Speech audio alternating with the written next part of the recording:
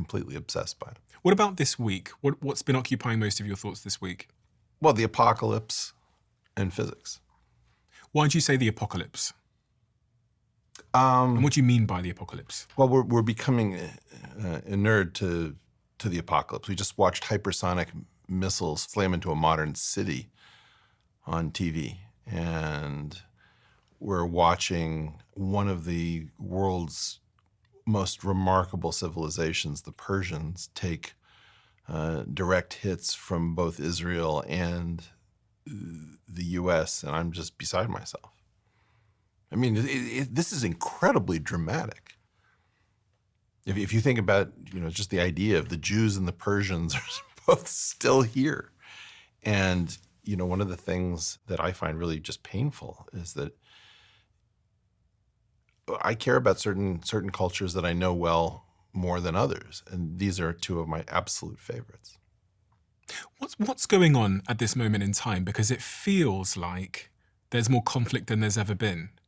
I don't know whether that's just a bias that I have in this moment, but whether I'm looking at the wrong social media algorithm, but it feels like the world is tense. Well, you're too young for the Cold War. So I don't know how old you are. 32.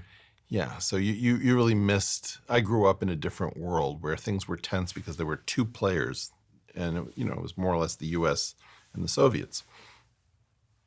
And then we decided, one of the dumbest things we ever came up with, a very smart man came up with one of the dumbest ideas, which was the end of history.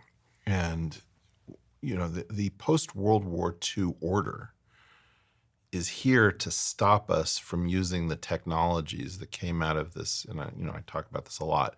There was a 6-month period between November of 52 and April of 53, where we unlocked first the power of the nucleus because we could fuse hydrogen, and the other thing we were able to do was figure out the three-dimensional structure of nucleic acid in the form of the double helix.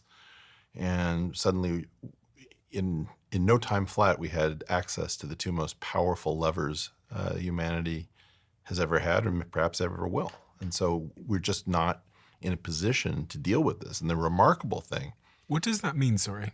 In terms of, you said we had access to the two most remarkable things.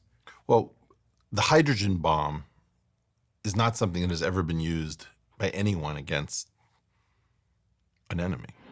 This is the first full-scale test of a hydrogen device.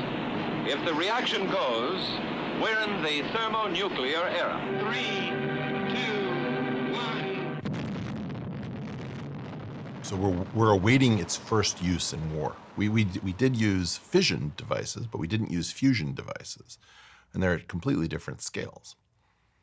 So the Hiroshima and Nagasaki are the only two situations in which a nuke has ever been used against a population, civilian or otherwise.